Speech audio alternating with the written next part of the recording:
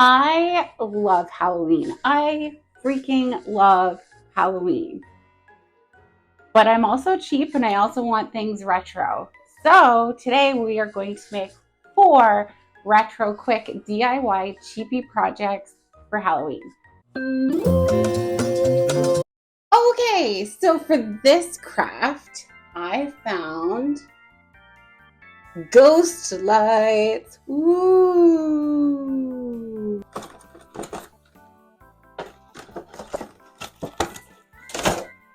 Hey.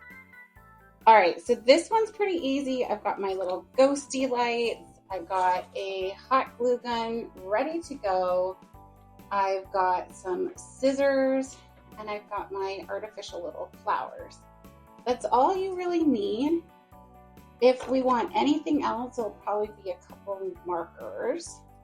So, look at that little guy. He's so cute. We'll just start with you, friend. How about that? So you're tilting this way.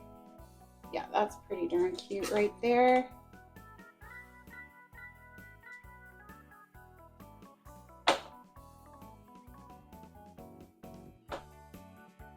And that's all she wrote. Look at that. It's just adorable. I'm just going to cut off a bunch of my little flowers. I really like this. Look, it's like a little crown, flower crown, and then this one's kind of going, and it's so called ear, ghost ear. They're cuties already.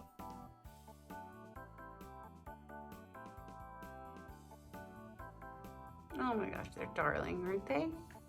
Hello, friends.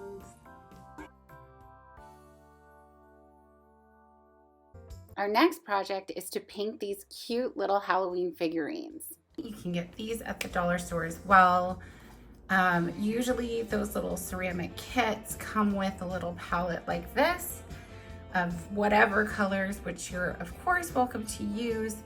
I did like working with a specific palette that was a bit brighter for this retro style that we're going for. Okay, so this retro cheapy project is incredibly simple. We're just gonna paint these ceramic cuties from the dollar store, but we're going to paint them in a retro color palette, as I just showed you. And also an easy way to add a little retro flair is to paint some flowers on these little babies. So really all you're going to need for this is a paintbrush, which often these kits come with, some paint, as I said, it comes with as well, or you can buy your own paint in whatever colors you like. As I said, painting flowers is a really easy way to retro style these little cuties. And it could just be simple. Like this one is just right and it's adorable. So if you like retro style, but you kind of want a little bit more spooky, creepy kind of style too, a very easy way to paint is actually by painting in some shading. So all you're going to do for that is just put a little bit of water in a palette, get a little tiny bit of black, and just make like a little black soup here. That's it. And you are going to paint into the little crevices and cracks of whatever it is that you're painting. You might have to do this a few times, but in the end, I think it's really worth it.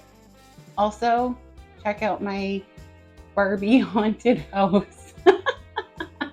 And once you've got them all painted, you're gonna want to clear coat or varnish them. You can see a little bit of sheen on this guy. I still have to do that for the rest of them. And we really didn't have any varnish around, so use what you got, right? So, but I mean, whatever, it worked, who cares? When in doubt, you can do as my son did and just paint the whole thing silver. For our next craft, oh my gosh, this is way heavier than it looks. We need pumpkins.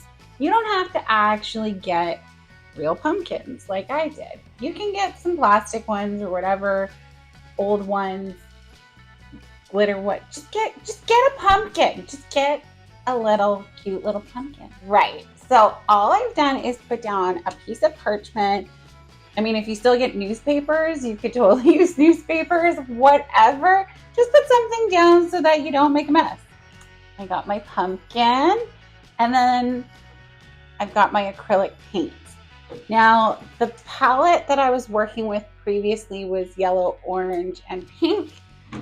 But seeing as my pumpkin's orange, I'm going to sub in white. Now, this doesn't get very technical, but it does get a little bit messy. So, pick a color, any color.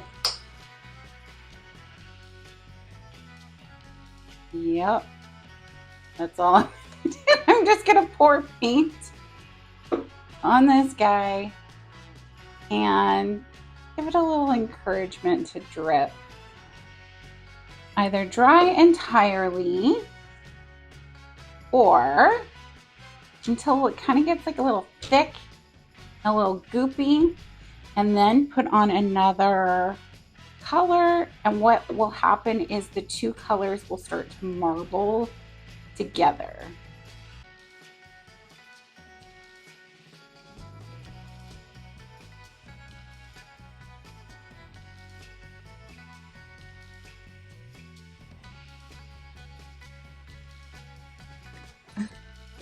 But I just love how this looks.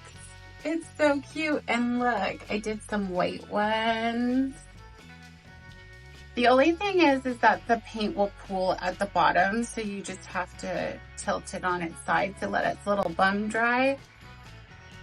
But that's it. What an easy craft, and look at how cute. So I have gathered some vintage scraps, pillowcases. You can see these were already cut up.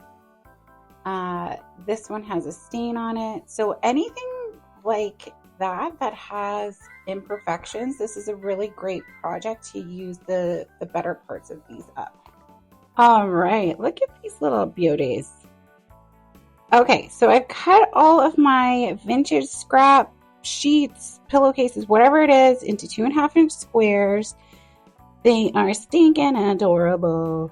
You don't have to do squares. You can do whatever you want. You can improv them together. But you are going to need a little bit of black fabric or felt, whatever. You don't need too much. It's just for ghost eyes and ghost mouth. You're also going to want some Elmer's glue. Alternatively, you can use Mod Podge, or there's a Mod Podge fabric stiffener. You're also going to want to get out some balloons, something to prop up a balloon like a jar, a can, something of the sort, and a hot glue gun with hot glue sticks. And let's get going. And if you haven't subscribed, please press the button and you'll be notified every time I post a retro video. All we have to do now is sew our little bitties together, sew our squares together to essentially make one big square. So I'm going to do 10 squares by 10 squares to make one big square, and let's just keep saying square, square, square, square, square. Now you can make these as big or as small as you want, so play around with sewing the sizes. However, I am going to suggest that you lower your stitch just to keep it together. It's not going to be a looser stitch, so I'm going to do 1.8 to 2 millimeters.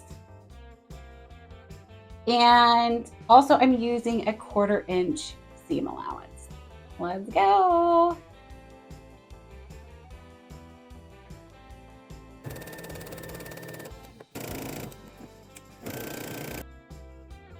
How pretty is this? So you can make this any size. I did 10 by 10. I've also done a 5 by 5, but basically however big you do it, just sew together a big square. I'm just gonna give this a quick press. It doesn't have to be crazy perfect because essentially we're just going to scrunch it all up again. But I'm a quilter, so I'm gonna press my seams. You guys, I've thought of the best name for my patchwork quilty ghost. Are you ready? Are you ready? Patch trick. Patch trick. I'm really proud of myself about that one. It's either amazing or it's just terrible. I don't know, you decide. Now that we have our beautiful quilty square, time to make the ghost. Woo. So I've blown up a balloon. I've blown up another balloon. This one turned out like an egg. We're gonna roll with it. Now we are going to take our glue or our Mod Podge, whatever it might be, and we're going to dilute it just a bit. Okay. Oh, that's neat. All right, so it kind of has like a resemblance of milk, I guess. And what we're gonna do, take our beautiful quilted piece and we are going to saturate it into our mixture. Okay, so it's completely covered. I'm gonna just wring it out. So we're gonna just find the center and kind of aim for the middle of our balloon. I've got my parchment underneath. And I'm just gonna position it like a little ghost. I've got both of my groovy ghouls all set and ready. Now they just have to dry. I'm gonna leave them overnight, and once they are totally dry, I'm going to give them some eyes, mouth, maybe even some eyelashes, maybe even an accessory or two. We'll see. It's next day. Our groovy ghouls are all dry. We just need to take our black fabric or black felt, whatever you have, whatever you prefer, and we're going to make some eyes and a mouth. First, you're going to take your black fabric, and for the eyes, you're going to fold your black fabric in half and cut 2 ovals. By folding it in half, this way we can get 2 eyes that are the same. Okay? Not quite an oval, but whatever. Then you are going to cut a mouth, and this can be whatever you want. It can be a big oval, circle. You can cut out lips. I mean, do whatever you want. Okay? And then we're going to hot glue these things on. So now we're just going to remove the balloon. You can pop it, but I mean, you can just take it out too. Okay.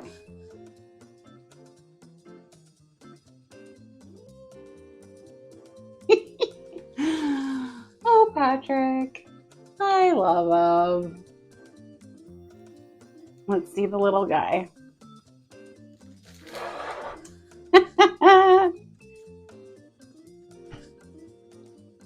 So to display these, you can have them stand up. They're standing up on their own. Super cute as is. Or what you can do is take a piece of thread, clear or white, fishing line, whatever. You just need a little bit, and you're going to poke it through the top, out, and tie a loop so that you can hang it. That's it. Quilty groovy ghouls. Thanks for joining me today. Stay tuned for my next retro Halloween project, which you won't want to miss. Keep it cool.